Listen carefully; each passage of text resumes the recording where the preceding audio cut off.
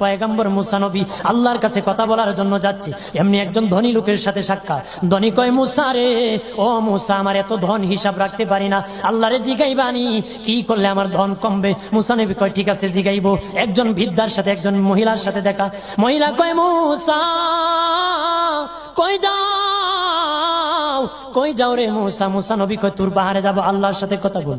মুসা রে, আল্লাহরে জিগাইবানি, আমি গরিব মানুষ, আমি ভালো কিছু কিনতে পারি না, ছেলে মেয়েকে ভালো কিছু খাওয়াইতে পারি না, ভাঙ্গা ঘর, এত গরিব, ভালো করে ঘর বানাইতে পারি না, আল্লাহরে জিগাইবানি কি করলে আমার উন্নতি হবে, ধনী হব, টাকা পয়সা হবে, আল্লাহরে জিগাইবানি। আল্লাহ মুসা নবী কয়, ঠিক আছে, আল্লাহরে জিগাইব, তুমি কেমনে ধনী হইবা?